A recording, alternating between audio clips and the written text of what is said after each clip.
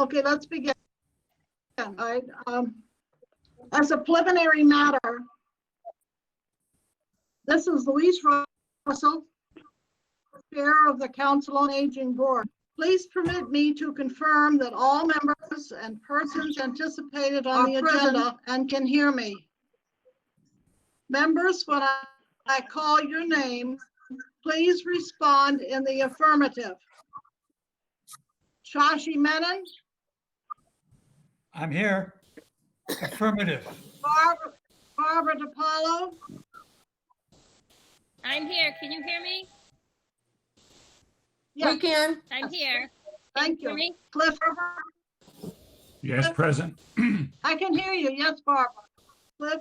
Norma Giamantaro? Here.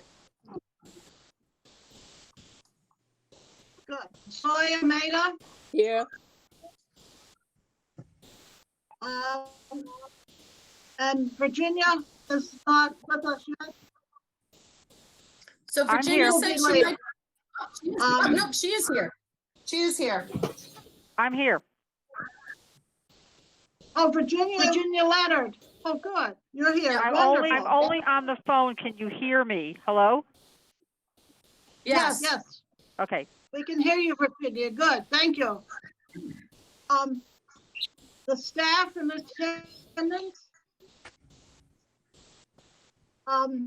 Holly, how do you pronounce your last name, Holly? Holly Luke, I am here. Oh, Luke. Good, thank you. Christine Moriarty. I'm here. Good. Cynthia Willis. I'm here. Is any of the Cynthia Babin? That's Pat Babin. Okay. Donna Messier. I'm here. Good. And Mark Serra is here. And Mark is the one from the Media Connection. Correct. Thank you.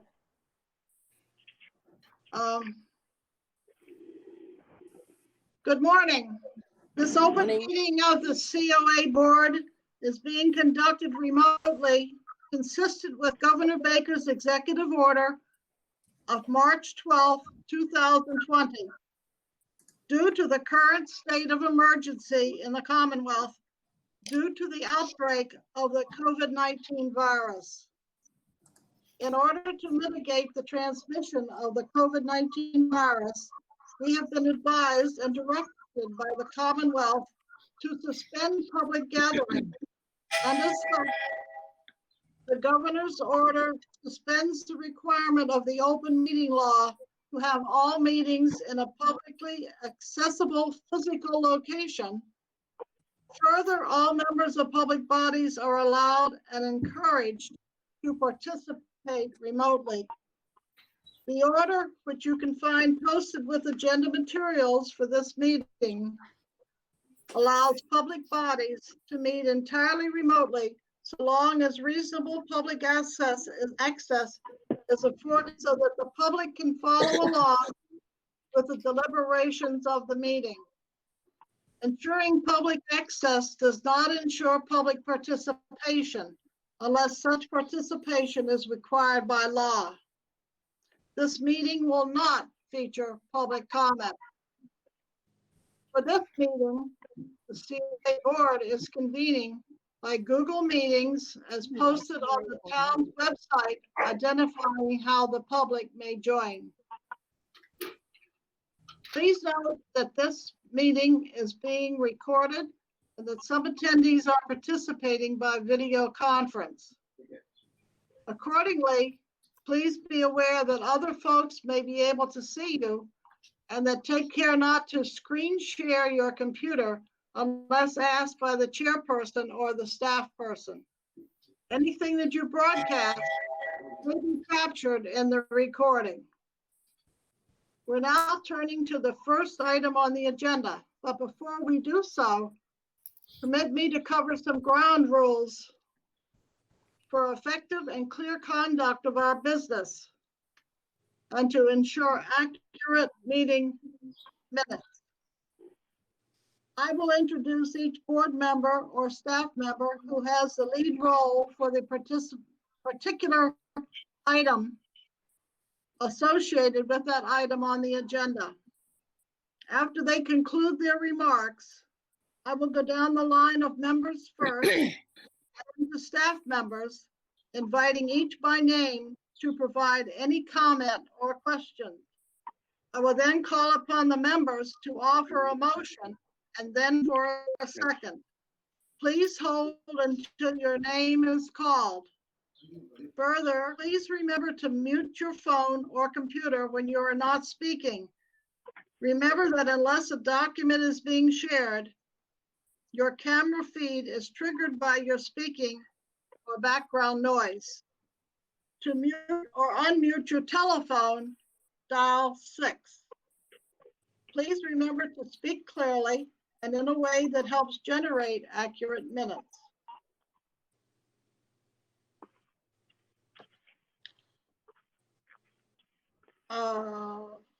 If you are going to be talking, please hold off until your name is called for you to speak. Please remember to mute your phone or computer when you're not speaking. Okay, I think that's all. We're not having any public hearings. So I think that we can get on to the agenda. I think the agenda, we want to just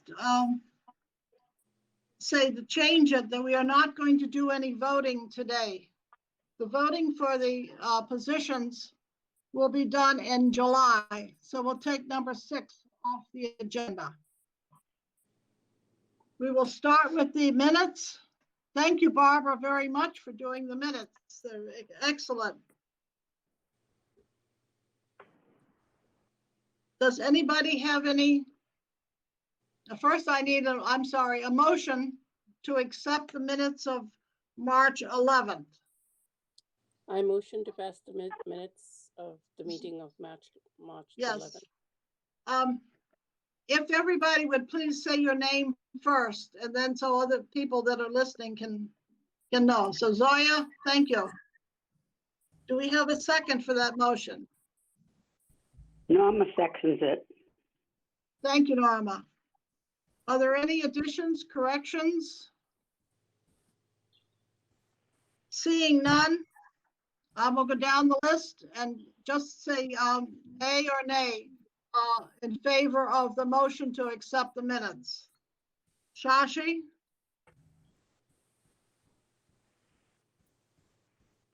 I'm in favor. Thank you. Barbara? Yes. Cliff? Aye. Norma? Accept. Zoya? Yes. Virginia? Accept. Thank you. The minutes have been accepted unanimously. Thank you. Now we get to the number 3, which is the financial reports. We've had a little problem with trying to get these worked out, and I'm not sure that they all are. So why don't I turn it over to Holly, and you can explain it to me. Holly Luck, please. Luke, sorry. That's okay. So the budget sheets Christine has been working on diligently since the first day she got here. I explained to her that the board was looking for a more simplified way to be able to account for each account with more descriptions in one area and less information in the other. So what I had done, as I had mentioned previous months before, was I shared some of the sheets that I was working on in other towns. And Christine took that and she made it into the Shrewsbury spreadsheet to better understand. So I do understand that when I uploaded them to the Google Calendar invite, that some people had difficulty downloading them, and I apologize. But I would ask that you please I'm gonna give the floor over to Christine, and she'll go over each budget sheet. If you please just listen to the way she put them together, I think that you will find that she simplified them exactly the way we were looking for. We have the formula grant money that she'll talk about. We have the gift fund money. We have the revolving fund, general fund. She's even put the salary in, and she simplified it as easy as she can. So I know, Cliff, I thank you for sharing and uploading and sending out the different forms to everybody. My computer had crashed yesterday, so I wasn't able to do it. But if you just, we'll go through it nice and slow. And again, one at a time, if somebody has questions, they can certainly ask Christine. I just ask that, again, you look at it with an open eye, and you'll see that she did exactly everything that I had requested from her. So with that, I'm going to mute myself, and Christine, I'm going to let you take the floor. Hi, everybody. So Hi, if, Christine. hello. So if you look at, if you have either the Excel version of the budget report, or I also sent out a PDF version for those who had trouble navigating the tabs. Each account is on its own separate page. So starting with the general fund, I actually split this one into two separate sections. So the first page is just payroll. The payroll for the COA director, the transportation coordinator, and the van drivers when they're driving the purple WRTA vans come from the general fund. So if you look at that first sheet, we currently have a balance of $50,376.12. Just to note as well, I tried to add future expenses to try to finish up this last fiscal year 20. So if you look at the last line of the first general fund payroll sheet, you'll see there's an entry for $630 for future payroll of about $2,000. That's just what we expect to pay out. So at the end of the year, we should have that $50,000. If you look at the second general fund page, now this is our operating expenses for the senior center. This includes phone bills for the van drivers, office supplies, as well as medical exams for the van drivers as well from Reliant Care. So this one has about $4,000 in it, and we expect to have that at the end of the year once we pay the last Sprint bill. There is an error on this sheet, and I just want to point it out. The second to last line, line item for $630 for route match June monthly fee, that's a duplicate. I apologize for that. That's my mistake. So that $237 has already been paid. So our current balance should really be $4,240 something dollars. So any questions? What was that again? So- What was that figure again, please? 230. The balance? The balance it should be $4,246.10. Okay, thank you. No problem. Any other questions on the general fund? Okay, so I will move on. Anybody have a comment? Christine, I have a comment, not just for this one, but for all of them. Okay, It's listed beautifully, and I understand so much, there is no detail into actually where some of these things, monthly bill January. I mean, I have no idea what that is. Those kind of office so supplies. that's specifically, Okay, so I for this particular report, because it's been so long since the board has met, I included expenses and deposits from the beginning of March through what we expect to pay in June. I started in April, and it was stressed to me to be very detailed in the descriptions. So going forward, This is all- I heard that. this is Holly. I want to intervene on that. Louise, where it says monthly bill January, if you look under the vendor column, it says that that is Sprint. So Sprint is the phone monthly bill January. So I don't know how you're looking at your spreadsheets, if your columns are on separate sheets, but you may want to try to combine those two sheets so they're side by side. So again, where it says where you're reading monthly bill January, you're missing the column beforehand that says that's the Sprint bill. So she put all of those just as I requested all together. I just think that your sheets, I'm not sure if you're looking at them the way that that Cliff sent them or the way that we sent them, but it seems as though you are perhaps missing a column. Well, maybe that's the thing, because I said there's so much of this that I don't understand exactly what it is. So when you're looking the at town $4.15. Those kind of things. It gas stipend. Oh, that's Meals on Wheels. I got that. Okay.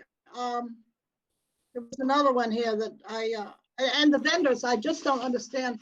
And possibly it's because they're on two separate sheets. They're not together in one. so everything should line up. I don't know. That's the way it came out. Yeah. And I think maybe if we try a format of some kind, Could I just when it came make up on a, the computer. Cliff? Yes, yeah, Cliff. could I just make Yes, a comment? Yes, the way I downloaded this, and I hadn't looked at it carefully, I did it quickly, and I got something out into a PDF. But what happens is that the columns where they break, you get so many columns and it goes to the next page on the PDF. Could I just make a general comment? Is it possible to send these things out without going through Google? Those of us who don't use Google, it's a horror. It really is. Google's scheme seems to be to get you to marry them.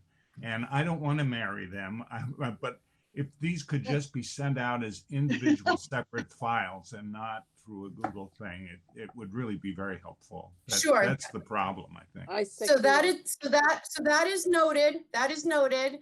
And I don't know if any of you have the ability to look in your emails while we're talking right now, but I do believe Christine sent them out as a one sheet PDF to everybody.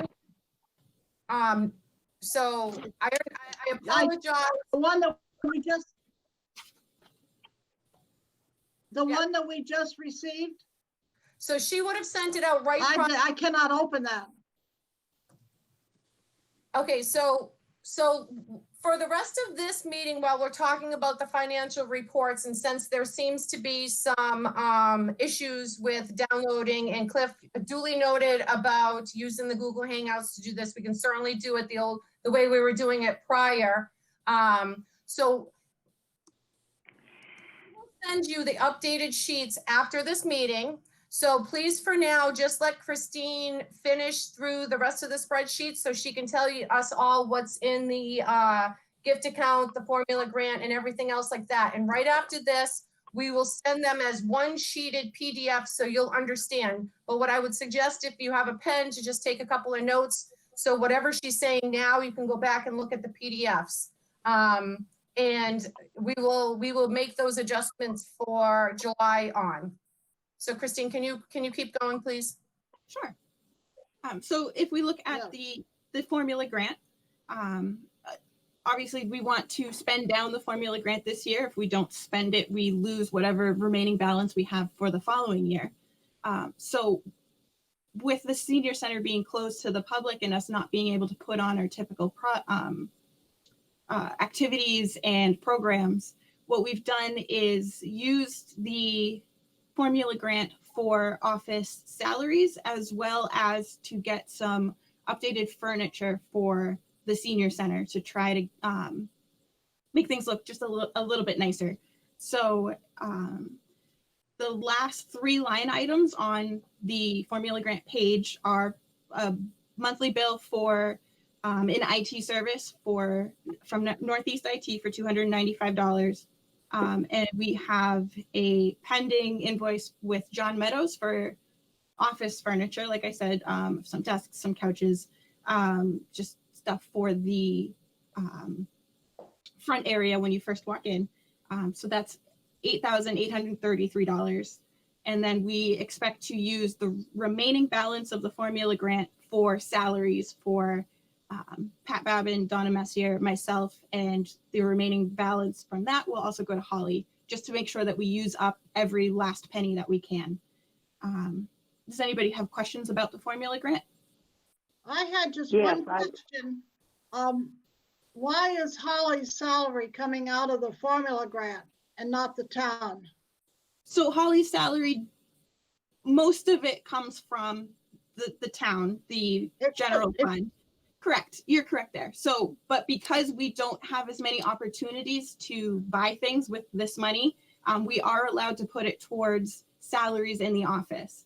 So we had, I think once everything was said and done, we had about $1,000 left over. So we will pay most of Holly's salary out of the general fund and use the remaining balance of the formula grant in order to wipe it out to zero, because we don't want to leave any money in that account. Oh, we understand that. We ran into that last year. No, I just thought, I mean, isn't there anything we could have bought with that money? Well, because the money for, her salary is already in the general fund. So I think I would prefer to see it being spent for something that the senior center could use. So we have, Holly, go ahead, Christine. So we have looked at many different options. Like I said, we are spending almost $9,000 on office furniture for the senior center.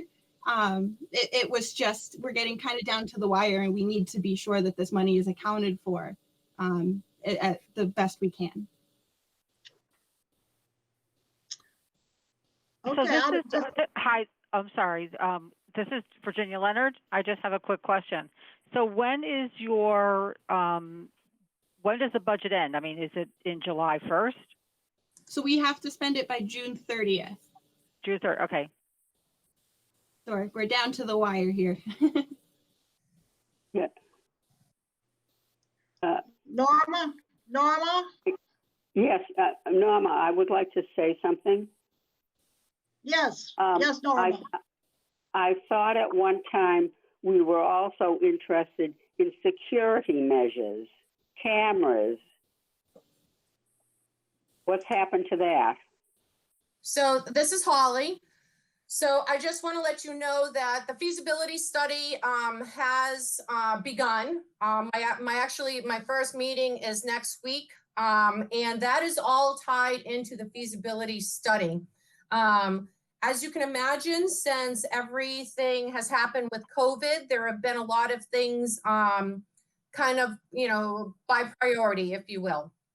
And now that the center is not open, we have not forgot about the security measures, but those are things that will be on the docket for starting the next fiscal year, starting in July.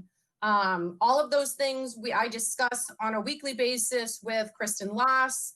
And like I said, this COVID has kind of put a monkey wrench in some of the things that we had planned going forward.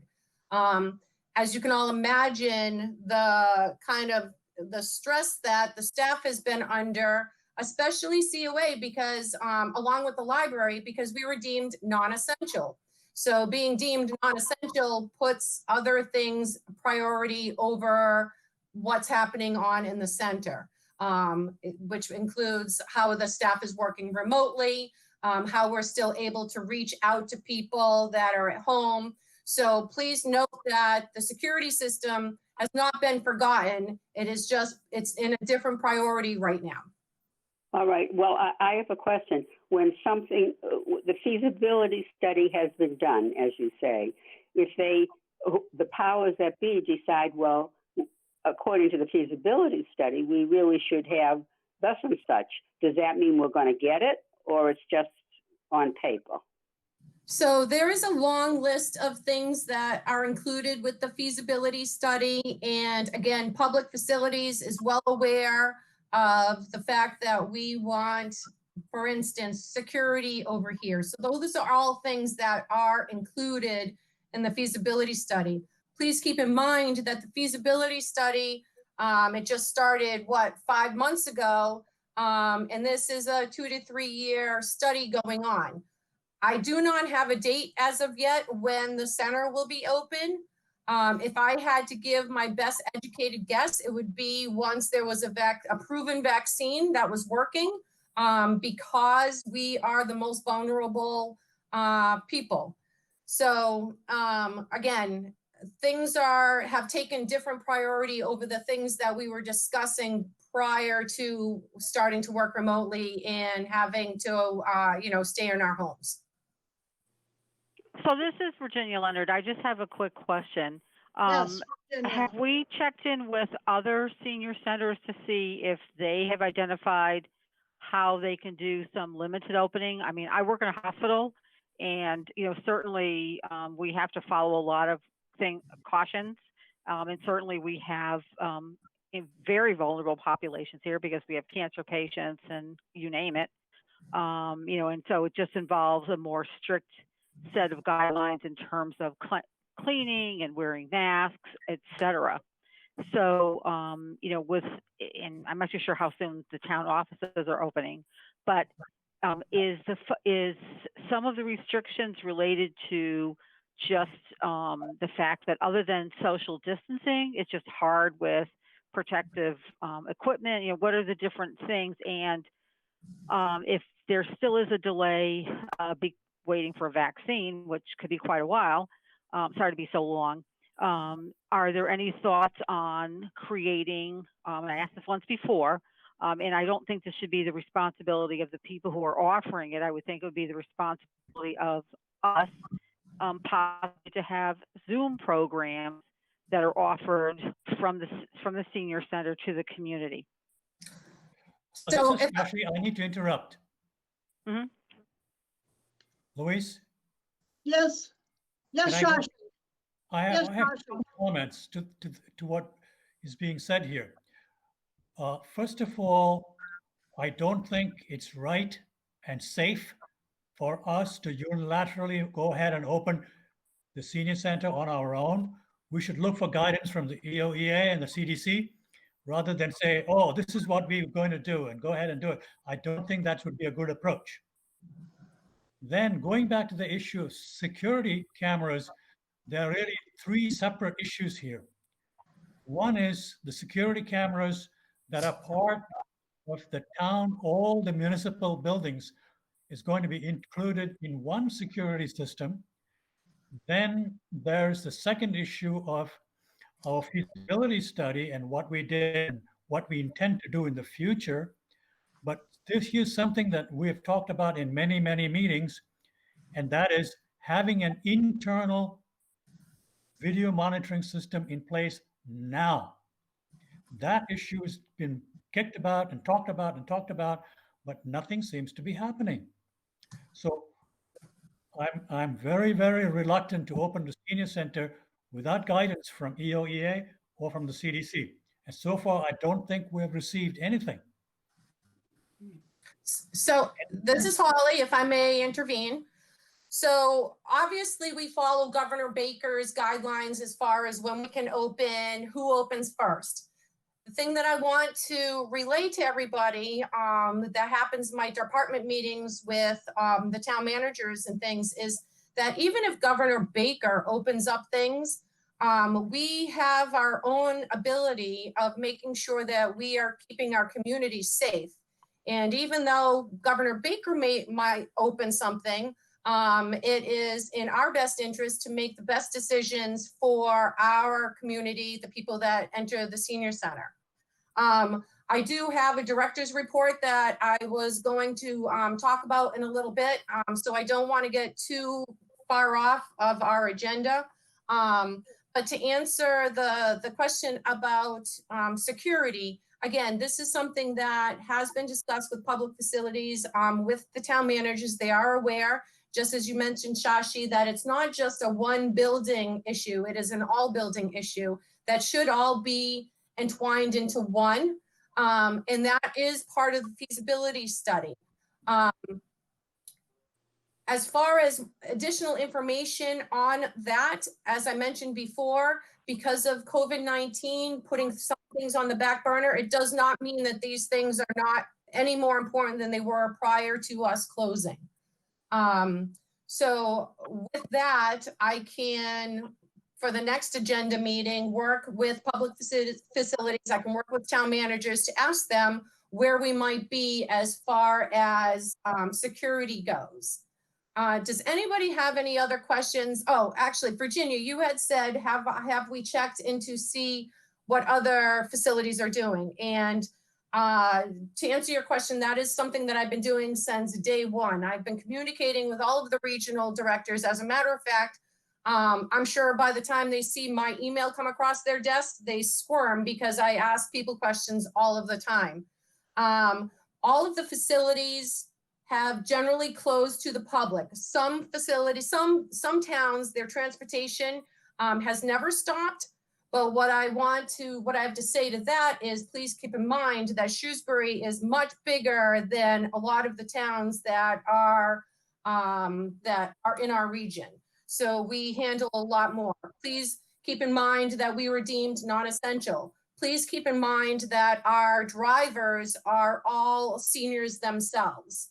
And the best way that I've been trying to come up with the best solutions is keeping that open communication with MCOA, with fellow directors and things like that, with the town managers, Kevin and Kristen, keeping them updated, letting them know what we're doing moving forward. I think that, yes, we can absolutely look and see what other facilities are doing. But again, keep in mind that as I mentioned, our town is much larger than other towns. I can tell you that while we've been closed, we have received a lot of phone calls, obviously, about rides. Before we closed, we didn't just say, guess what? We don't have any rides to offer people. We gave people alternatives, whether it was riding with PBSI or Yellow Cab, or giving them other ways to reach out to different people to get those rides. I feel as though we have done everything as though we should have, without, to all of us, this is all brand new. And I feel as though we are right on track with what other towns are starting to do. As far as Virginia, you mentioned Zoom meetings. I just want to, again, just say that up until about a month and a half ago or a month ago, I didn't have an office assistant. So I was doing the work that Christine is now able to do. So being able to schedule any kind of classes or anything like that was really out of my element. I again had to do priorities first. And one of the things that I was going to mention in my director update is that I am happy to announce that the first July newsletter is coming out, and there is a page devoted to Zoom activities. Actually, we're not using Zoom. We're going to be using Google Hangouts per how the town has been doing things. So we do have some Google Hangouts coming up. That I'd be happy to mention what those are when it's time for my director's report. If anybody has any questions of what I just said, I'd be happy to answer any. So this is Virginia again. So I'm sorry. Virginia, yep. Excuse me. I think we want to finish up the financial reports and then we will go right into. I just need to mention, so I guess I'll have to send this as an email. Said I have to get off the call because I'm going into an area where I'm going to lose everybody. So I will try to jump on again after, but right now I'm going into an area where I'm going to have no bars. So I will have to get back later on. Hopefully you'll still be talking. Okay, thank you, Virginia. Okay, bye. Okay, Christine, you want to continue on? We kind of got sidetracked. We were talking about the formula grant and some of the suggestions of spending the $1,000 at the This is the same question I had before. We won't go into that, the detail and then kind of thing. And I think a new format will help us understand this. So the route match, I don't know what we pay route match for. Do you know? So route match is what Cynthia uses to schedule the rides and to, Yes, to yeah, I do know their that. route. So that is just a monthly fee that we pay them. It's a service that they provide. We use their system, their website. So we have to pay them for that. I just see here there's one on April 21st and another one on April 27th. Do we pay? So the one on April 27th is for a special service that Holly purchased to make robocalls. So that's the Voice Connect software. So when Holly sends out her recorded message, we had to pay separately for that. These are the kind of details that we would like to have. When you see two of the same kind of things, you don't understand why. And I see nothing in March and nothing was June or May. We just see the ones in April. So, those are the questions that we're having about how this is put together. So we won't go into that anymore now. We'll wait and see. We'll talk about that. Okay. So I can explain that briefly. So the typical route match monthly fee comes out of our operating expenses in the general fund.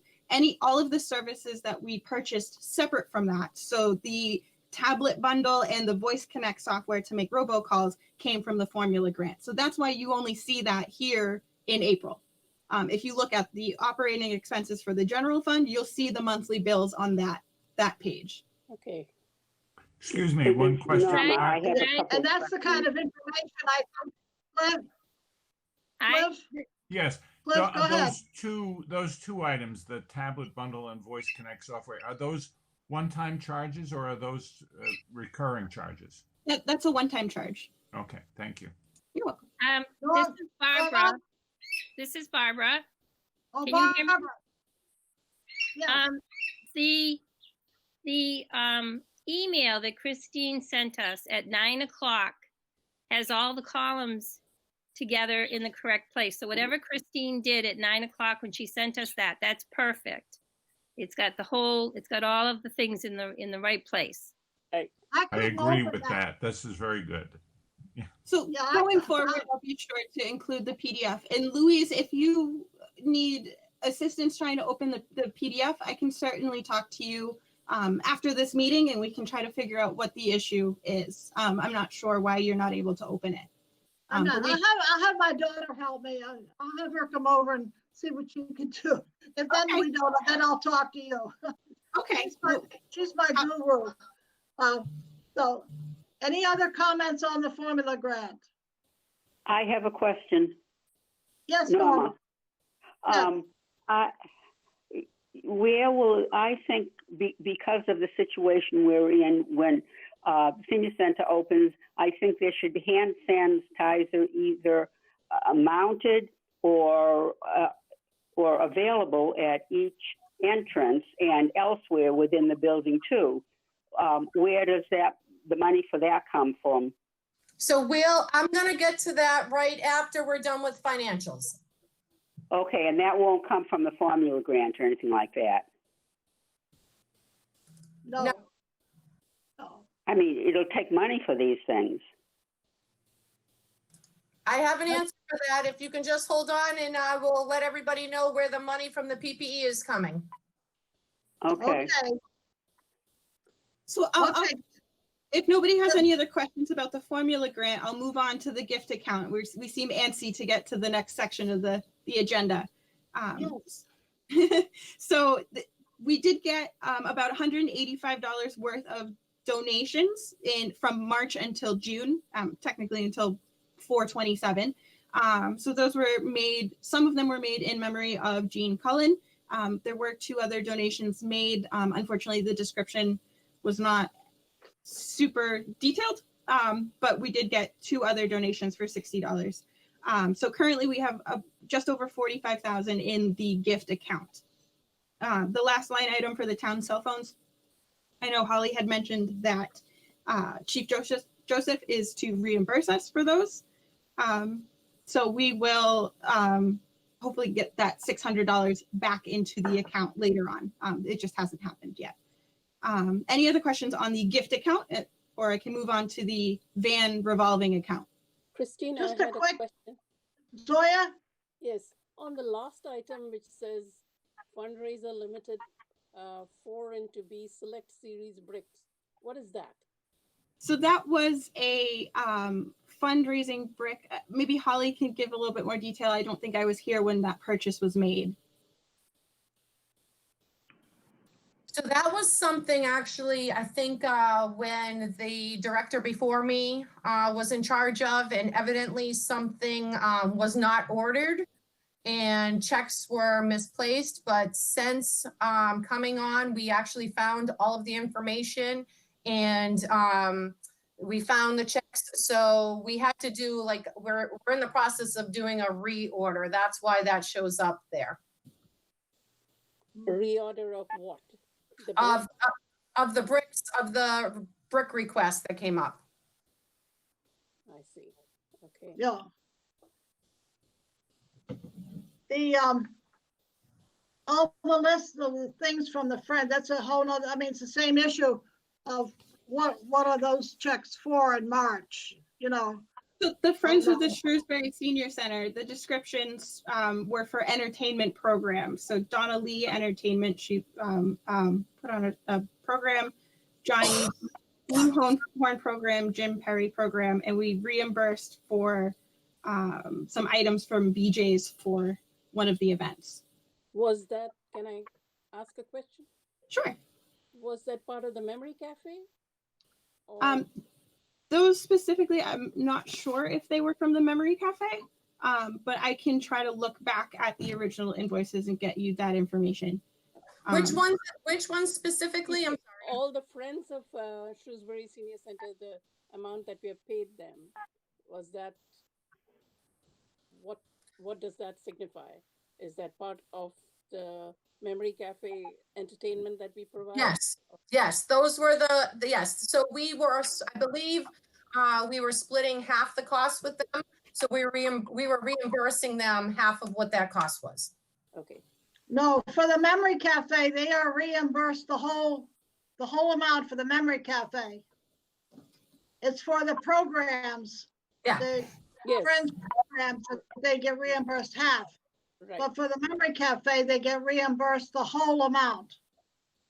And so I think that's what, and if it's for the Memory Cafe, the Friends thing, then that should go under the Memory Cafe thing so that we keep track of the monies that are spent, because we've allowed $4,000 for that.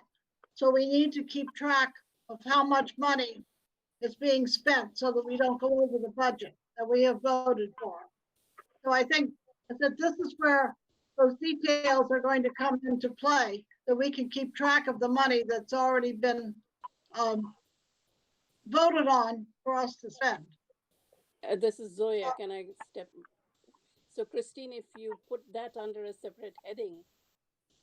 So I can change the vendor name so it'll stand out a little bit more. Right. I'm hoping that they get reimbursed the full amount for that. For the Memory Cafe, I hope they got reimbursed. I believe they did, but I can double check that. Like I said, some of these were before my time, so I'm not as I know that. familiar. I understand that, yeah. Yeah, the Friends programs once a month, those are half. But the Memory Cafe is a full reimbursement. Okay. Yeah. Are there any other questions on the gift account? Okay, so I'm going to move on to the revolving account. This is the last one, and then we can move on through the agenda. So this is our revolving account we use for the vans. This is where the cash and loose change from the vans comes in. This is where we get the money to pay for repairs and general maintenance for the vans. So currently, well, sorry, I apologize. At the end of fiscal year 20, we expect to have just over 19,000 in this account. The last two line items on this are to be paid out before June 30th. We are getting the last shield for one of the vans that is being built for us and will be shipped. That's why it's a little pricey. It's about $1,700 including shipping. And then one of our local auto body shops from Turnpike Auto will install the shield. So because we haven't, these are our future purchases, these amounts have been estimated. So it could differ, but not by much. Hopefully the shipping is a little bit less than we anticipated. The other thing, can I just intervene right there before we move on, is I'm gonna just touch base really quick on something that Norma brought up before, because I think this is the appropriate time. So we had to pay that money for the shields. We have to pay the money for the installation. So our personal protective equipment, the PPE, is coming from a separate account. So the town has an account of everything, every expenditure that is COVID related, we have to account for, and then we send that over to the accounting department, and all of that money is expected to be reimbursed to us as our protective equipment that is inside the center. So Norma, you mentioned the alcohol, hand sanitizers and things like that. Those are already placed in the center. We have one in our office area. We have one out in the lobby area. We also have one in right outside the dining room area.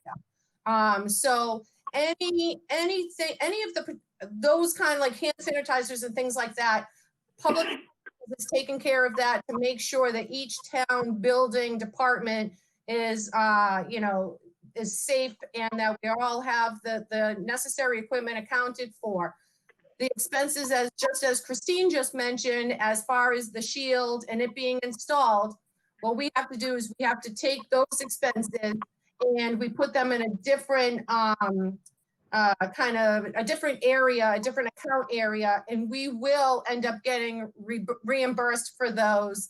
And my guess, and I don't know exactly, but my guess is, I don't know if it's at the end of the fiscal year. I don't know if it's after COVID is done. I'm not sure about when, but I can tell you that all of those things are accounted for, so we should be getting that money back.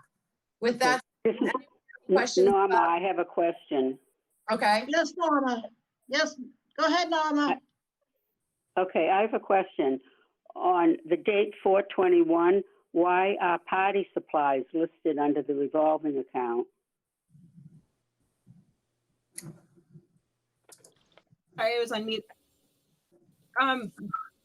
This was reimbursed for Walter Rice's party. I'm not sure why it came out of the revolving account, but this is something I could talk to accounting to see if we can move it. I think that should have really come out of it should be out of a different account, not the revolving account.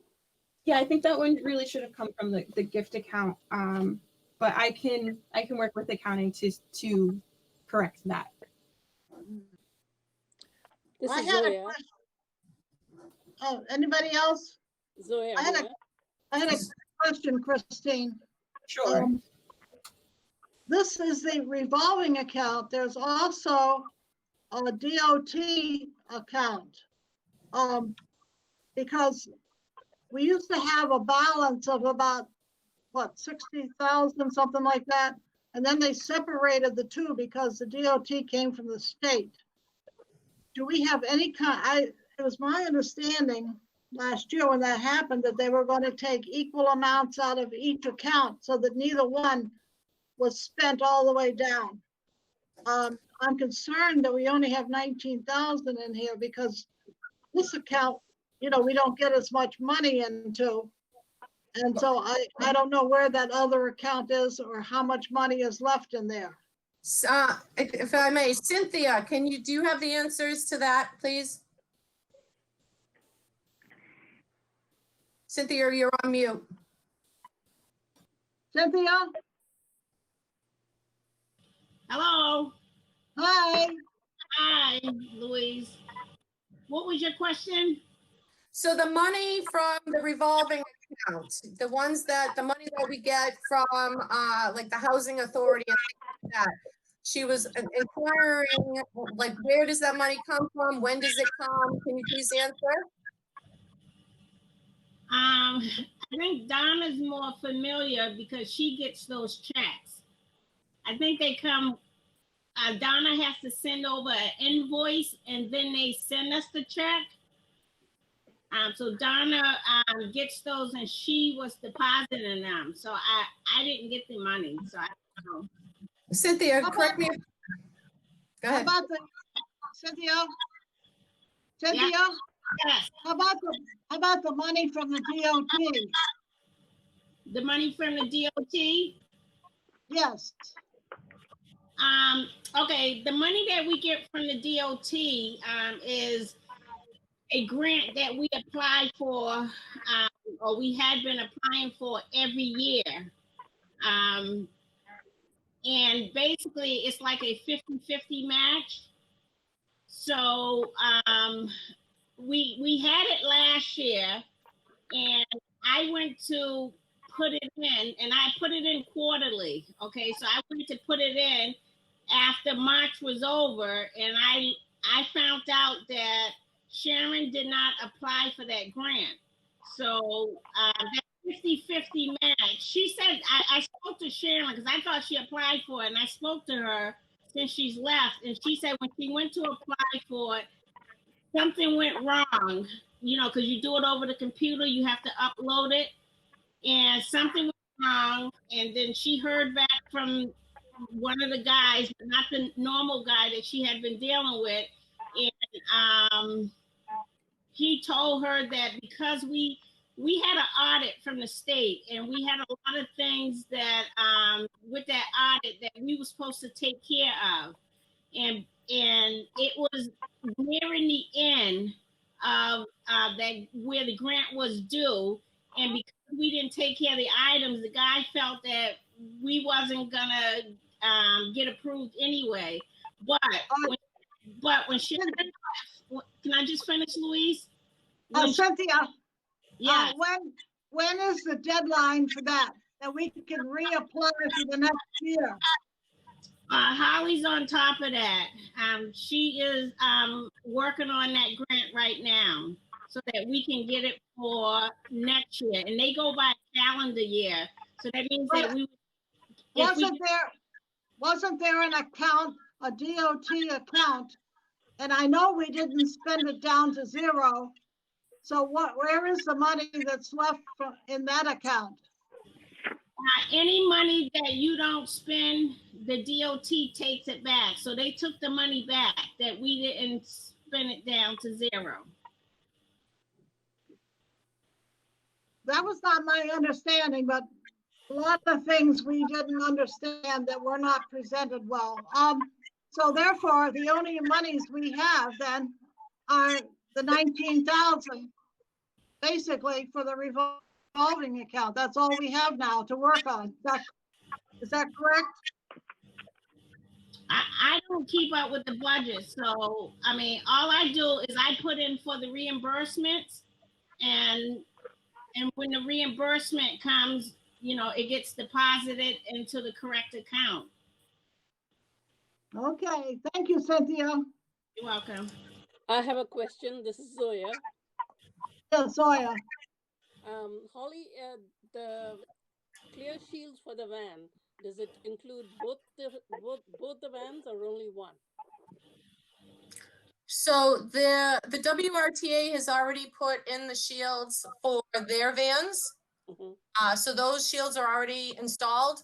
So when we start our transportation up next week, which I'll talk more about in a little bit, we're starting with 2 vans to begin with, because what we don't want to do is get over our head, but that other money that Christine was just talking about is the one that we will be installed in one of our COA vans because the other one is not presently running.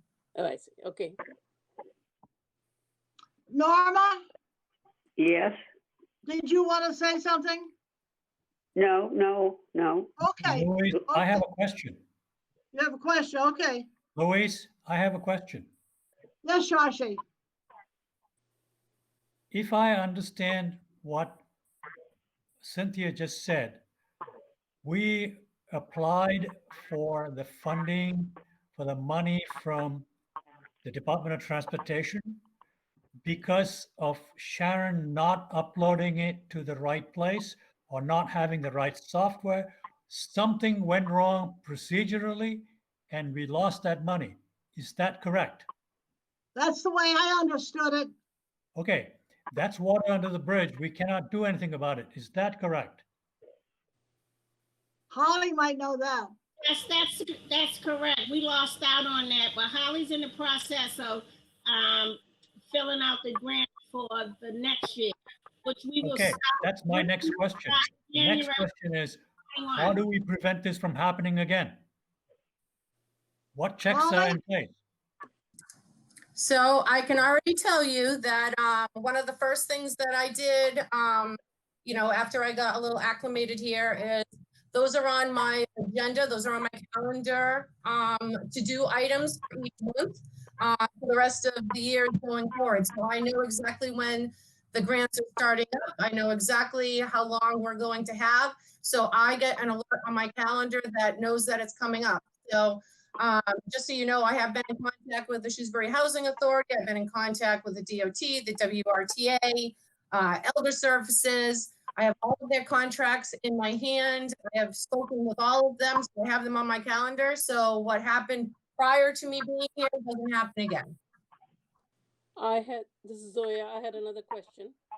Cynthia, you said that we were questioned about something as far as the DOT was concerned. Were we able to answer all those queries that they had? Why were we questioned?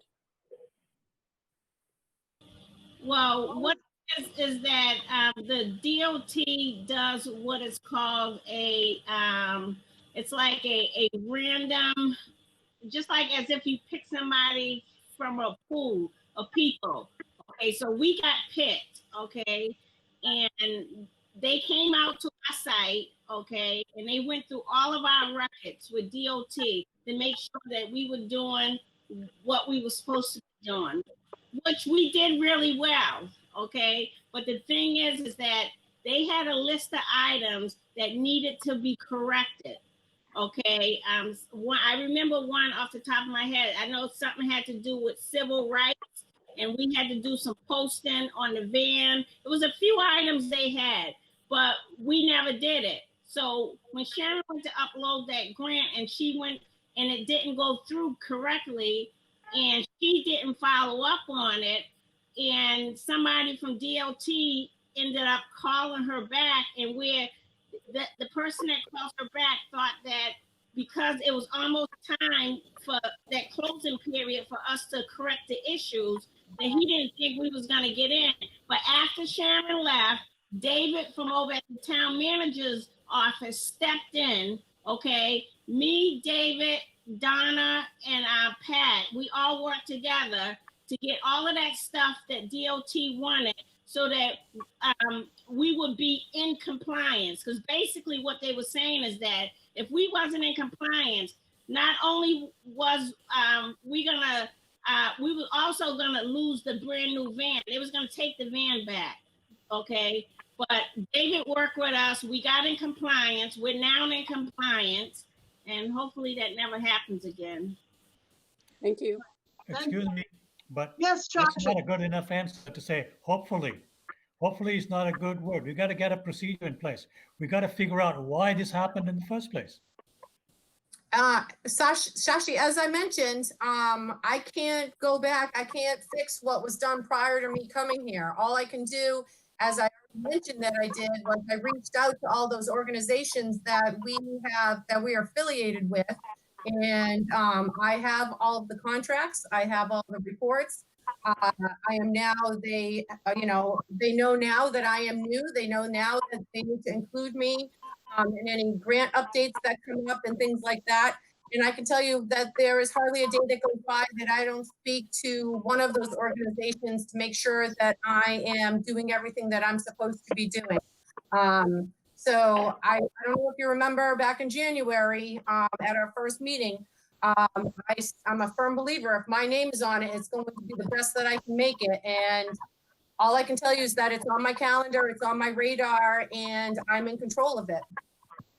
Holly, I'm not complaining about any of that. What you're doing a great job. I have no complaints about that at all. What I'm complaining about is the fact that we really don't know what, or don't seem to know what the DOT expects from us. So let me just intervene for 1 second. So Christine actually has an update. I do have a contract that I'd be happy to share with everybody after this meeting. So you can take a look at it so you can see exactly what the relationship is between the DOT, the RTA, the Shrewsbury Housing Authority. I'm happy to share all of those contracts with you. And I'm happy to do that for our next July meeting. That way, if you have any questions, we can get those resolved before the July meeting and go forward from there. As I just mentioned, Christine has an update that she'd like to share with everybody. If you just give her 2 minutes. So I was able to pull up a report that gives me the account balance for the DOT grant. It looks like we currently have $40,495.93 in there. So that, with the $19,000 in the revolving account, is a little closer to your original number, Louise. Oh, God, but they didn't take that money back from the DOT. That must have been from before.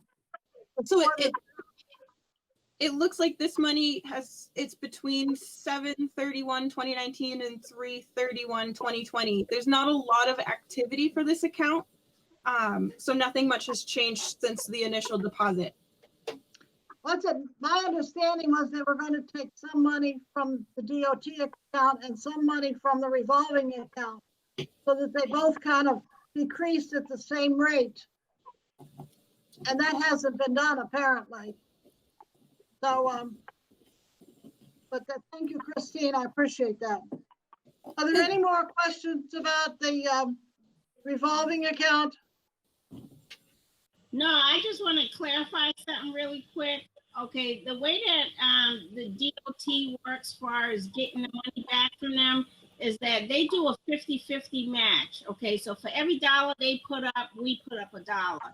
Okay, so the way that you get money back from the DOT that we spend on the drivers is that I have to submit a report and then they give us the money back. So that's how that works. And the RTA works the same way. So unless you do the work and you provide the rides, you'll get paid if you do the work. If you don't do it, you won't get anything. So that's how that works. So any money that the DOT has taken back from us is money that we didn't use. And we can't get the money unless we use it. Oh, okay. Good. Thank you, Cynthia. Anything else on the financial? Okay, seeing nothing. Holly, we'll let you go to your report. Finally. Okay, thank you, everybody. I'm actually going to use the newsletter that I've been working on for the past 3 weeks as my guide, because I feel like I have most of the information in there. So as I mentioned, the July newsletter is going to be brand new. It's going to be color. It's going to be 16 pages. It's definitely looks a lot different than we had before. So I've included some of the important information that I have to from Elder Affairs. We are obligated to mention their name in each and every newsletter because they do give us money per senior every single year. I have reached out to various all departments actually, to ask them if they have anything that they would like to include. And I've included a couple of things from the health department, some minor things from like Parks and Recreation. So we are still, I do want to mention that we are still lending equipment out as far as walkers and things like that. We currently have no wheelchairs at all left in the building. So we're not accepting any equipment other than wheelchairs at this time, and I have specified that into the newsletter. I also did mention in the newsletter that because I know that there's been some fraud scams and things like that through COVID. So I did mention that we had purchased the robocall, as Christine had already mentioned, from My Senior Center. So anybody that is affiliated with the My Senior Center will get that robocall. And I've specified that, you know, it would be my name that people hear, so they don't think that they are in any kind of fraudulent scheme or anything like that. I've put a list down of resource numbers for seniors, you know, AARP, SHINE, things like that, Shrewsbury Youth and Family Services. Jerry Tongle, Vice President of Friends, you know, she did a nice little kind of write-up to the people that would be reading the newsletter.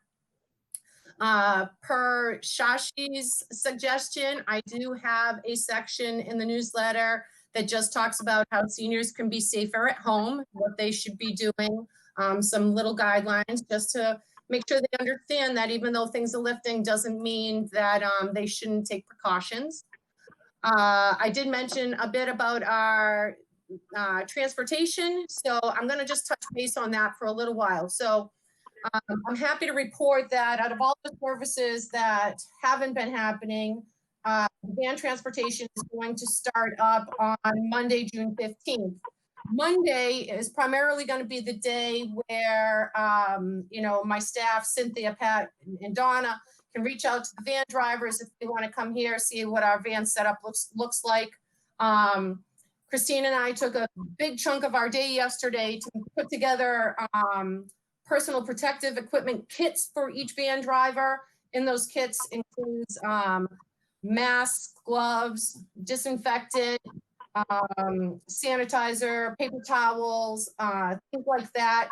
Some of those things were given from the town. Some of those things have been sent to me from WRTA. So I do have a nice supply in my office that's locked up, so the van drivers will all have those. I believe I also sent you the guidelines that all the van drivers received, what is expected, what they're going to receive, and like what is expected of them and what will happen in a regular transportation day. For now, what we have done, Cynthia's working very hard. So we've given her a cell phone, and we've taken her number and put it onto the cell phone. So whenever there's a rider request, we have them call Cynthia directly.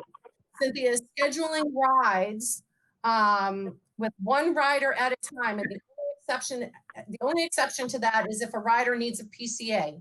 In that case, there'll be 2 people on the van, and then you include the van driver, so 3 people altogether. And we are allowing 15 to 20 minutes in between each rider. That way the van drivers can stop what they're doing. They can wipe down those necessary spaces to make sure everything that could be physically touched, you know, that we're keeping the rider safe and we're keeping the driver safe. I do want to thank Pat Babin for reaching out to our fire department with Seth Colby and his staff. And she did score some awesome face masks, actually the face shields, and they cover the driver's entire face. So when they actually have to get close to a rider, you know, their entire face is covered. So again, I just wanted to publicly thank Pat for getting that out there. For the rest of this fiscal year, which ends on June 30th, the drivers will not be accepting any cash fares. I do believe WRTA is trying to work for the next fiscal year, at least in the beginning of it, to try to figure out what we're going to end up doing for money, because that was one of our van drivers' concerns, is that we already know prior to COVID, money is filthy. Now with COVID, money is super filthy. So as I mentioned, until June 30th, we're not collecting any fares. Cynthia will, however, be keeping track of what fares should have been collected, so she can make sure she sends that report to the WRTA and anybody else that needs that report. Again, so come July 1st, if WRTA decides that they're going to start collecting fares, then I feel it's up to myself and the rest of my staff to figure out how we're going to minimize cash handling to keep our van drivers safe. So the other thing is, and I need to just make a memo, we have 10 slots available for van drivers. We have 5 that have said that will come back. One wants to just see like the first day, if he's comfortable with how that goes. I think what I've said to all of them is that they have to be their best advocates. We have had, last month we did have 1 resign. So I actually am going to be contacting Christina Anderson to see if we can advertise for more van drivers, because I do expect that our transportation will eventually start to increase. Eventually, with the phases, we'll get more and more people on the vans at a time. We are at this time accepting only essential rides at the moment. So it's doctor's appointments, those with dialysis, ADA rides, grocery store rides, and things like that. So we're not doing hair appointments or anything at this time. That'll be down the road. Or if we're not finding that we're filling our van rides, then perhaps we'll accept one of those every now and then. Before I move on to transportation, does anybody have any questions? Yes, I have a quick question. Yes, Joshi. The route match software and the use of the tablet. I mean, we were at 60% or 70% the last time. Where are we at now? Cynthia, can you answer that question, please? Yeah, Sashi, when I said 60%, what I was pertaining to is that the scheduling software part of it.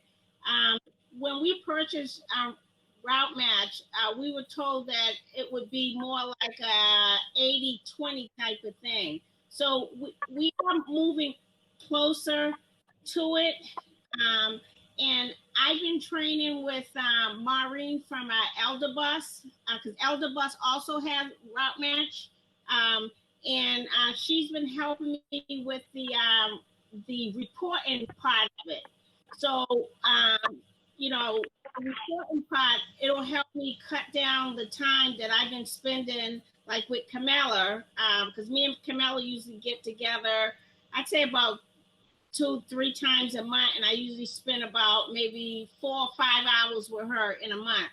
But with the reporting part that Maureen is teaching me how to do, I'll be able to extract the information I need so that I can do my reports more quickly. Do you understand that, Sashi? Yeah, kind of. Okay. But the question really is, where are we stand now? We're making progress. Okay. Okay. All right. So one of the things that I just want to say that Cynthia took hold of, and she's done a fantastic job at, actually all of the staff has, is utilizing their resources, reaching out, as she just mentioned, to the town of Charlton, knowing that they also use Route Match, and trying to figure out a time where they can meet so she can better educate herself. So I do have to say, since my time starting in January, I have seen major improvement in that. And, I know that, again, she's been working really hard. So as far as, scheduling and those things, she's been doing fantastic. And this time, this COVID time, has allowed her to better understand how the rest of Route Match is working. So I think I think they all utilized their time. They've all engaged in different webinars that have been offered to them. So I predict that we will all see a better increase on how the staff and Route Match work together. And again, I'm glad that we're having a school opening, because you can imagine the tremendous stress, especially Cynthia is under, trying to make sure that we're reaching all the riders that need this service. And again, I keep saying to the staff, this is all trial and error. There are no rights. There's no right way to do anything here. It's all we have to learn and go from there. But again, I just want to say that Cynthia has definitely engaged herself, and Donna and Pat, like I said, have definitely brushed up on those webinars that have been available to them. And I foresee the future being more positive than where we left it back in March. So if there aren't any other transportation questions, I'd like to continue going. I have a newsletter question. This is Norma. Norma? Okay. Yes. Okay, Go I ahead. was wondering how many newsletters are going to be mailed out. Okay, so that is on my that is on my thing. So we are actually going to have 2,500 printed, and Pat Babin has worked extremely hard putting new labels together, utilizing the service that My Senior Center offers. And I do believe we have probably about 220 people that have responded that they want the newsletter. And then what we're going to do is then we're going to look at the seniors that are 80 and over and how we can also include them in the mailing. I have included a section in the newsletter that states, if you are not interested in getting a newsletter, please call us. You know, the newsletters, although they're free to us by print. Excuse me, so at this point in time, you're only mailing out 240? Yeah, there's about 240 names that we have with Oh, people. that's, I'll tell you, there are a lot of elderly that didn't receive it, and if there's only 240 being mailed out, they still won't receive it, and they will have no way of receiving it. So again, so there's going to be 2,500 printed. There will be. But how are the people getting them? So if I may just continue, please. We will be offering them to our Meals on Wheels drivers, our van drivers. They will be in particular hotspots. And as I mentioned, we have a list of the seniors that was given to me by the town that Pat Babin has worked very hard on to make sure that that list is updated, and we will then include those seniors. And again, I included. So excuse me. So in other words, the seniors on this list that you're getting from the town will receive them in the mail? No, because there's over 4,000 seniors in town. So not sending out 4,000 newsletters as we had previously discussed in our last agenda meetings that, you know. Well, that I was never comfortable in sending out 240. There's a lot of seniors that aren't being, that aren't aware that they have to sign up and that would still like to receive a newsletter. Holly? So, yes, go ahead, Pat. Yeah. Okay, Norma, it came down to approximately 10,000 names on the list that I received from the town. The problem that I had is that the list is over 10 years old, and in that time frame, I discovered that the group that Holly wanted to target, there were many of them that had either moved out of town or passed away, or they're not even listed in the town book. That being said, I had to archive those names. I get further information that's more updated. There were a lot of people on that list that had passed away, and it was a shame. I'm aware of that. But the problem that we have, since the list is so old. I still don't feel comfortable with only I understand that, people Norma. receiving them. But the list is so old, we need updated information, and the only way we're going to get it is if word of mouth, or with Holly, when she's been doing her videos, she's been mentioning it to the general public that if you'd like to receive the newsletter, please call in and tell us. We need updated information. Most of the information that we have is old, and you're sending newsletters to people that aren't there.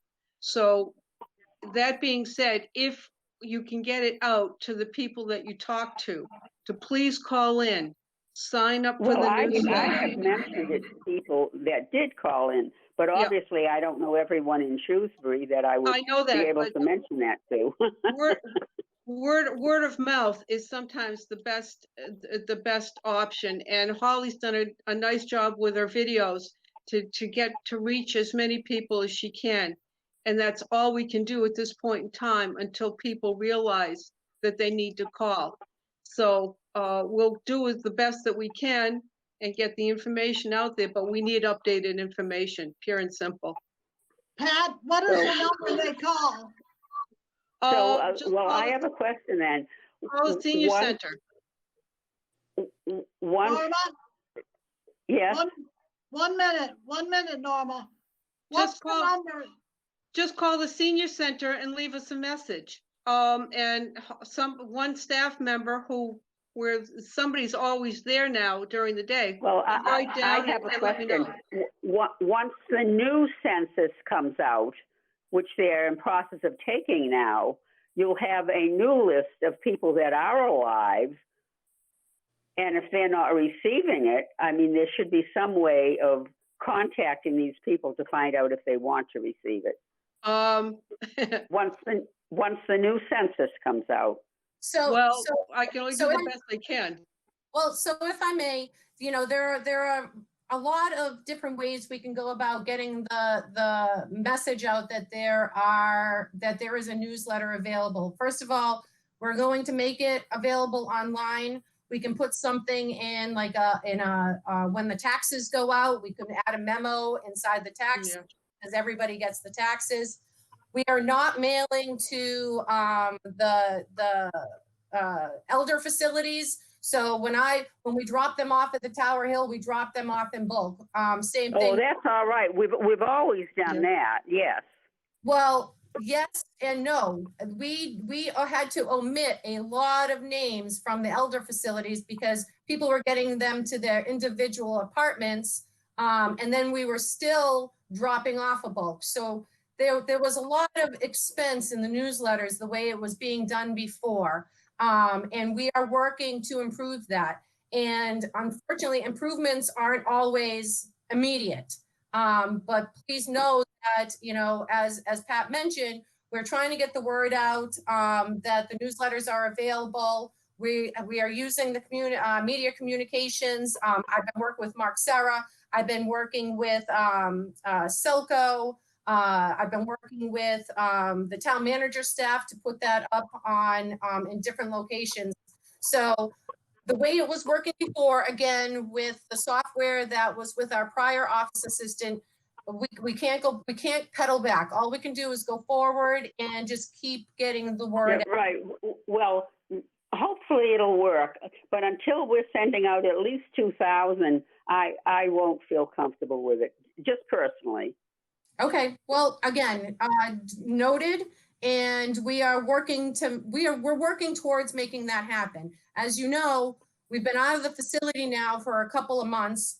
I know. Tell me about it. And the reason why, as I mentioned before, the reason why we stopped doing the newsletter was because there really wasn't anything to report. Everything was changing so quickly that what could I have possibly put into a newsletter that wasn't? I wouldn't expect you to. Right. I wouldn't expect you to. So Norma, I will tell you that I don't remember if a couple of months ago you guys remember what my 6-month plan was, my year plan. So my 6-month plan is to keep increasing the number of newsletters that we get out there. And I think as society starts to reopen again and people are getting out a little bit more, I think those kind of things will happen.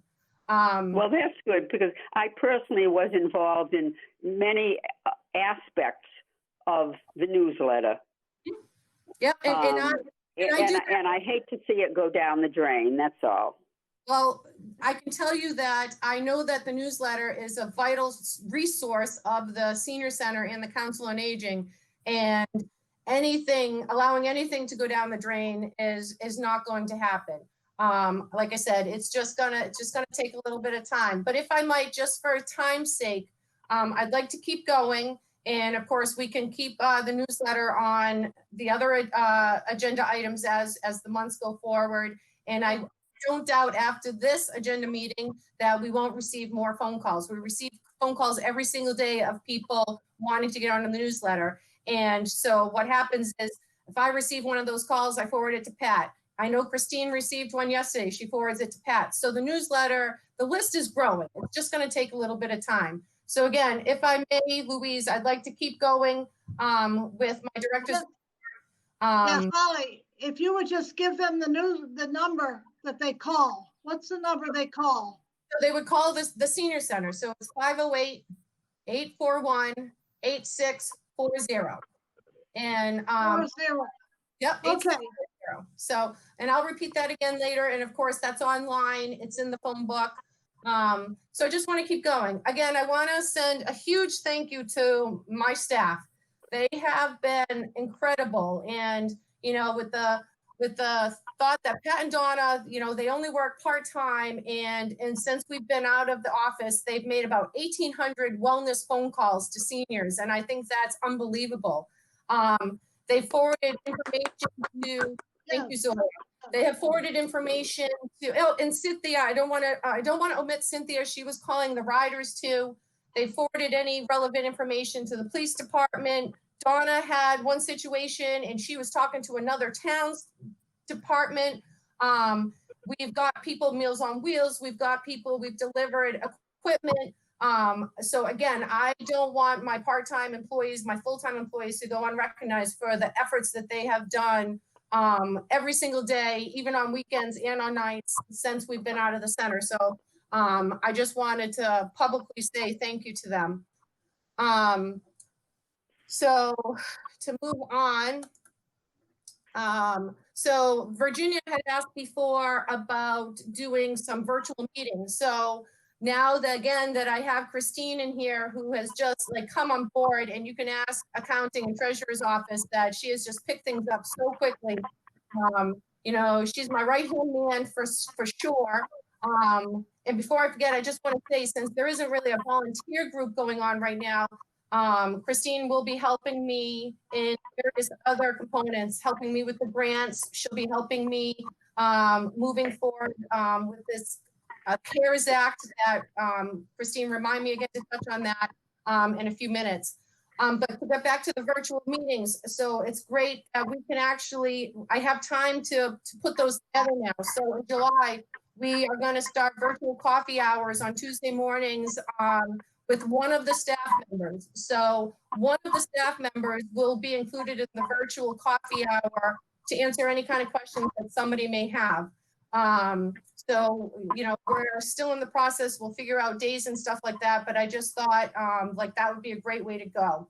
I did talk to Bob Zinkus, who runs the bus tours. And obviously those, a lot of those have been canceled, but there is one running in July that's going to Foxwoods. So that is included. I've talked to Mary Gerber, and I told her I wanted to get her into the newsletter, and how could we do the memory cafe. So we have hooked up 2 different items going on in July that she's going to lead. So I'm happy that that's happening. As a matter of fact, I was walking out of the building yesterday, and there was a gentleman here who's looking for a wheelchair, and I introduced myself and he introduced himself, and you know, he mentioned how happy he was that Mary still had those memory cafe things going on and that he was still being included. So, you know, Mary's been doing great over there. I also have how seniors can continue to live safely during a pandemic virtual program going on with Kelly Landini. She's a former employee of Orchard Grove. I'm also happy to announce, I'm going to just add this in there. I apologize if I start to stutter, my mouth is starting to hurt, but so we've been working with Shrewsbury Youth and Family Services, Christine Mowry and Jennifer Rifkin, about trying to figure out how we're going to fill Walter Rice's position. So we've been going back and forth, and although nothing is concrete yet, I am happy to announce that Shrewsbury Youth and Family Services has an intern that until September, we'll have them for about 3 hours a month. And I know that doesn't seem like a lot, but to be honest, we haven't received a lot of outreach requests. And when we have, I've taken care of those, and Elder Services of Worcester, they've stepped up. Shrewsbury Youth and Family Services has stepped up. Her first name is Kelsey. I would have to go back and look at my notes. So from now until, or next week until September, we'll have her for about 3 hours, maybe it's 3 hours a week. a month would be awful. 3 hours a week. And then after September, for the rest of the year, we'll have her 6 to 8 hours, and she'll just be another resource that will assist me in finding answers for people if they need assistance filling out any kind of mass health applications, fuel applications. So I am happy that we have that. So that will be included into the newsletter. As I get more information on that, I will certainly share with you. I apologize for not sending it sooner. I only received it about a day and a half ago myself. So please know that as soon as I get more information, I will certainly give that to the entire board and the staff. One of the other things I included into the newsletter was I even have a message from Joe Montecalvo, who was part of the men's group. You know, he gave a little blurb to reach out to people. Again, because the society is just starting to open, I have filled a couple of pages with crossword puzzles and kind of trivia. I have a nice lengthy message from Edward Jones, kind of helping out with retirement options, because we have received some of those phone calls. I have some messages from the Shine counselor, and I will tell you this, that we did have some Shine appointments that were supposed to take place right before we closed. Nancy Schwartz, she is Shrewsbury's Shine counselor. She's been fantastic. So when, about a month after we closed, she reached out to us, and we forwarded all of those names that originally had appointments, and she contacted each one of those individually. So none of those people were left behind. I want to say that one of the phone calls that we have received a lot of is people concerned about their taxes. So I did everything in my power to try to help people with their taxes. I have included a phone number in the newsletter, but in order to have people come in to do the taxes here, there were a lot of requirements on AARP side that we just wouldn't have been able to meet, not safely. So what the AARP is doing for the taxes now is they have found other places where people can contact to get their taxes done in other areas, whether it's in Shrewsbury or Westboro, Northborough.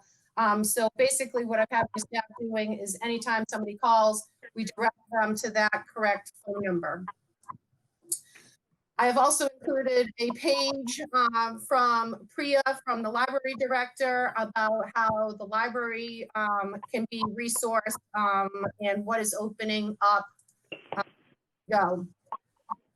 Another thing I included, actually, before I forget, before I go on to the next page, Pat Babin and Donna Messier put together 89 envelopes. I hope that you guys have all received yours for thanks for your volunteering for the fiscal year 19.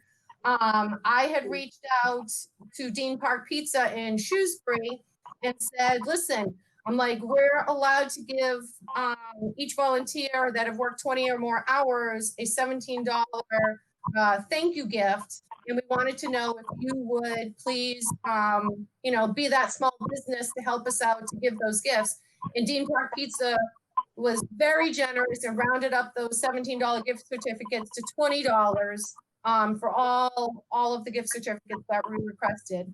I'm still working on a couple of extra names. If anybody in the community is looking at this and you work 20 more hours, and you didn't receive a gift certificate, it's just simply because perhaps you didn't enter the My Senior Center or we didn't have all the files. So certainly you could give me a call at the center, 508-841-8640, and we'll get those to you.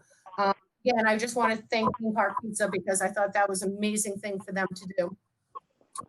I also, in the newsletter, have mentioned that this year. Excuse me? Excuse me, Holly, can I interrupt just 1 second?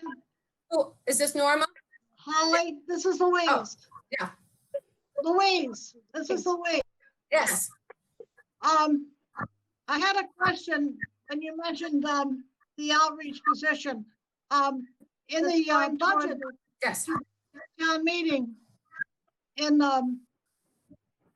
June, couple weeks, what is our final budget? Do we have a copy of the final budget that is being put to the town meeting so that we know, did we take out the outreach coordinator position? It was going to be full-time and or 4 days, I guess, 4 days. How did that finally end up? So the town manager's office, I do believe is still working through the budget. I do know that they released the annual town report just the other day. But as I mentioned, Kevin Mizikar, town manager, has been diligently working with the Board of Selectmen to try to figure out what our fiscal year budget for each department will be. And I do not have those numbers in front of me. So at this time, I can't speak to that, but I can tell you that, that they are working on that. Can you send them to us when you get them? Absolutely. Yes, I can absolutely do that. Okay, thank you. We'd like to see that before the town meeting. Yes, thank you. Norma, Yep. did you have?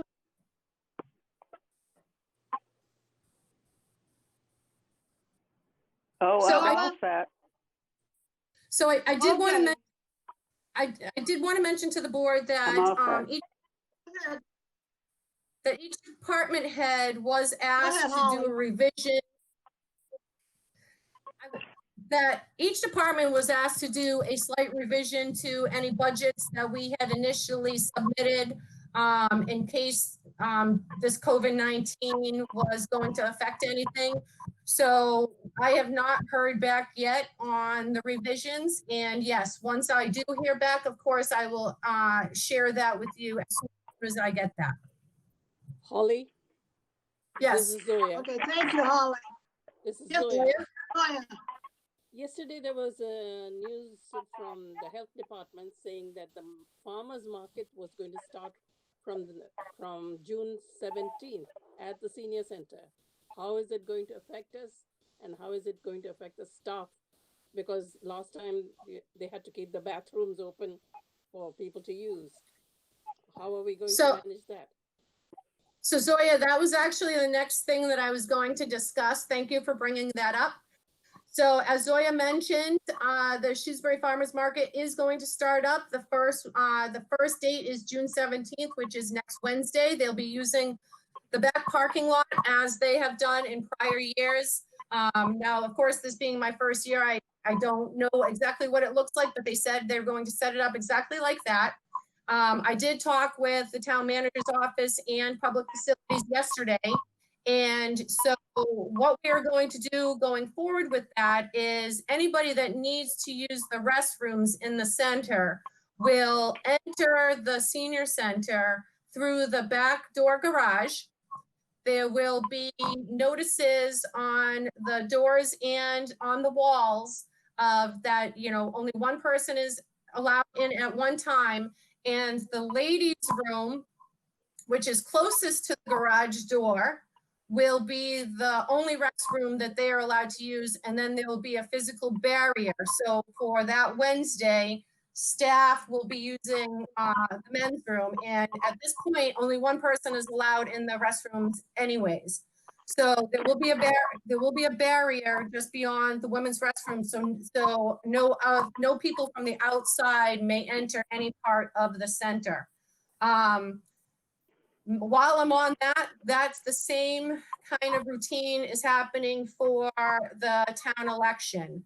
There'll be a police officer inside the senior center, making sure that people aren't walking through the center. They will be allowed to use the restroom to enter through the senior center. And there will be routes, there will be guidelines on where people are allowed to walk and things like that. And then immediately after, the senior center will be sanitized by the Public Facilities Department after those encounters. Are there any other questions to that? No, I got a question, Holly. So the town election, is that on this coming Tuesday, the 16th? So that's the 17th. They happen on Wednesdays. Christine, Oh. can you grab that? Okay. This, okay, so Wednesday, the 17th. Thank you. And Yeah. it's time from 7 a.m. to 8 p.m.? No. No. Oh, wait a minute. Are you talking about the town election? Yes. Oh, I thought you were talking about the farmer's market. Yes, the town election is on Tuesdays. I believe that public facilities will be setting up in the morning, and then it is from 12 to 8 o'clock. Oh, 12 to 8? Yes. Oh, okay. So Holly, this is Zoya. Yep. Will our staff be involved in the farmers market? Our staff is not involved in the farmer's market. Our staff will be in the office. What I would ask the staff is if they do see anybody go through the barrier or the location that they can call me immediately. They can address and ask the person to please exit the building. But Parks and Recreation Department have been working very hard to try to find people to make sure that traffic is directed. So our staff, the COA staff, is not affiliated with that part at all. Okay, good. Okay. Anybody else have any comments? This is just Holly's reminder to talk about the CARES Act. Oh, yes. So one of the things that I did want to bring up with that, I have had a few meetings with SYSF and the town managers, is that one of our concerns going forward into the fall and winter is making sure that those who need food have the food that they need. So we can prepare in case there is another surge of COVID. So we can prepare that if people still aren't leaving their homes for whatever reason, whether they're not able or they're too scared, that we are able to reach out to the community and provide the food necessary. So we've also been in touch with the St. Anne's Food Pantry. They've been on the calls with us as well. And so the CARES Act offers a certain amount of money. I think it's about $3 million, if I remember what Kevin had mentioned. And we can apply to have some of that money given to us so we can prepare to have the resources available to any individual in town that may need food. And our immediate attention is going to the fall and winter, because it seems as though, now with the grocery stores opening up, St. Anne's Food Pantry has just been doing phenomenal. Families have been reaching out to, their loved ones and neighbors and things like that. But we all know as the fall and winter come along, people kind of start to hermit again because of the weather. So I've been working, as I mentioned, with all of them to try to figure out what we can offer going forward and how do we get the word out? How do we reach those people to find out if they need assistance? We know some people will call us, but we know other people will not, even if they may need the food. So one of the things that Christine and I have been talking about is, we will put together a list of all of the churches that are within Shrewsbury and reach out to them to see if they have had any requests for people needing any kind of services. And we didn't need to know individual names. What our plan is to hopefully get some kind of food, protein drinks, whatever it is that we can, box them up and deliver them maybe to churches where people might feel more comfortable going and retrieving them. Or perhaps if the center is not opened yet, using the center as a resource place for people to come and get food. I agree that I think that is the area that we definitely really should concentrate our efforts on moving forward.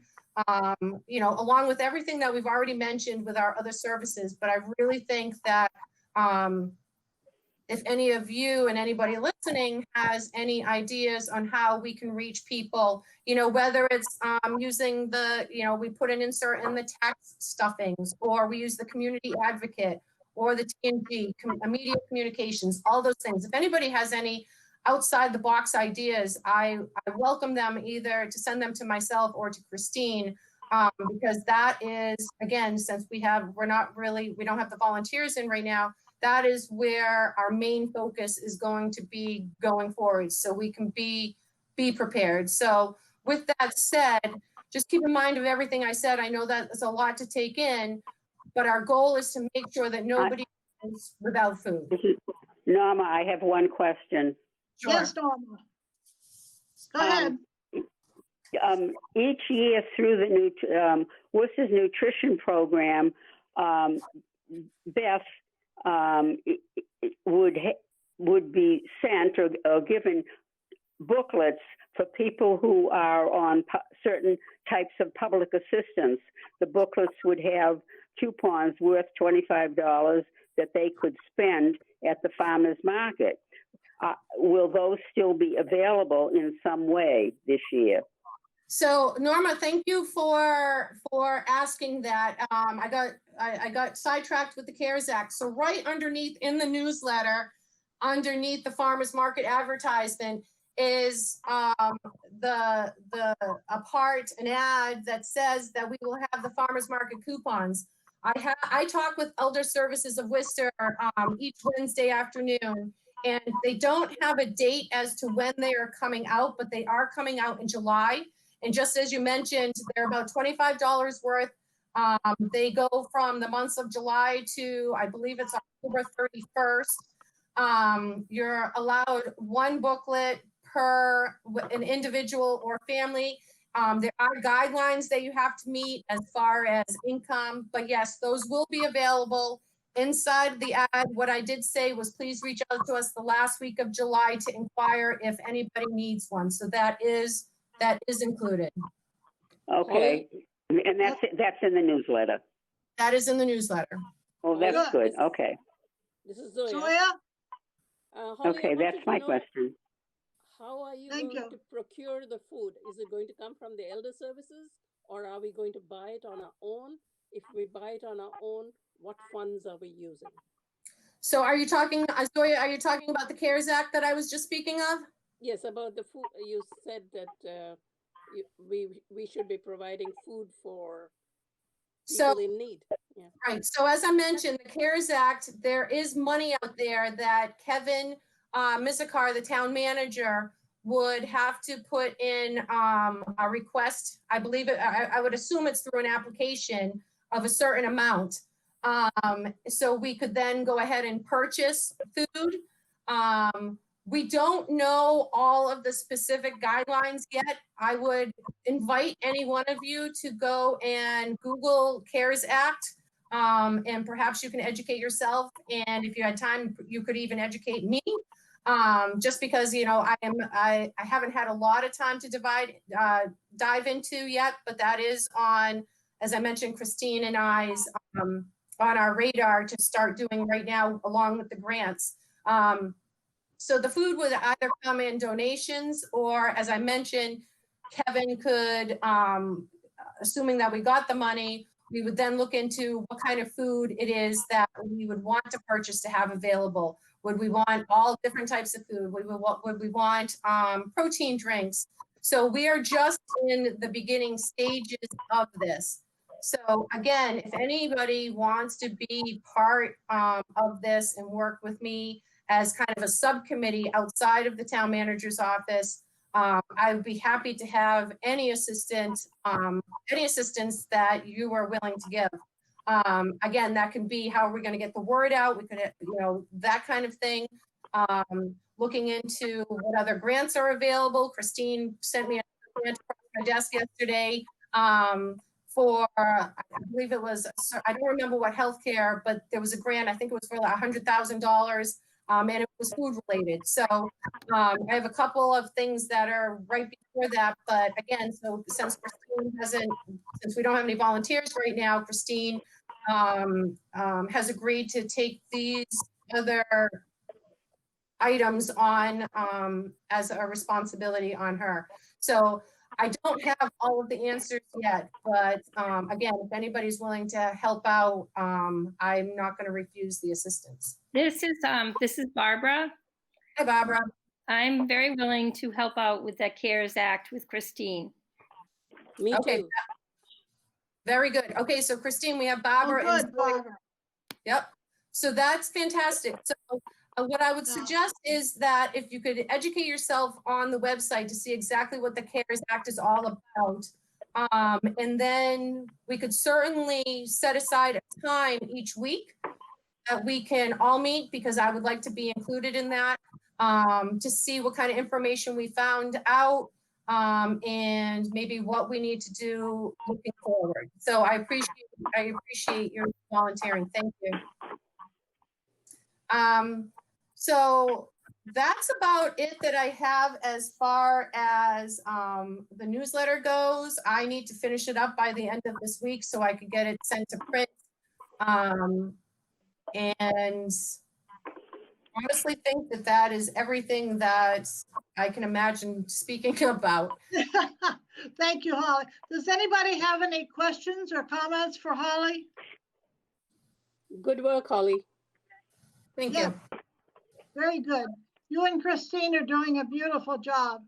There's no question. I know how difficult it is. It's been a terrible time for everybody, and hopefully things will work smoothly as we reopen slowly. We just hope so. Yep.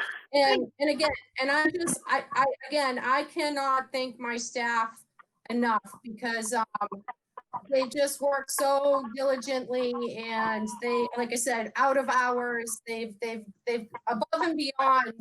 I think just as every department here in the town of Shrewsbury has done. And honestly, it brings tears to my eyes, because it has not been easy. It's been stressful, and I have had many conversations with other departments, and we're all in agreement that we've worked beyond what we even thought we were capable of doing. I think we've worked harder, to be honest with you, harder through COVID than we even were in the center, but just because we were pleasantly interrupted by the community programs and things like that. So I thank Pat and Donna and Cynthia and Christine for everything that they do every day.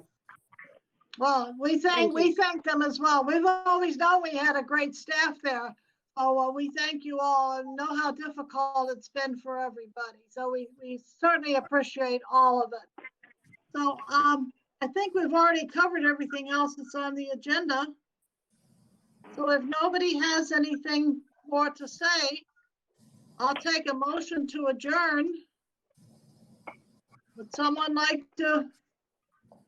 Zoya? Yes, I pass a motion to adjourn.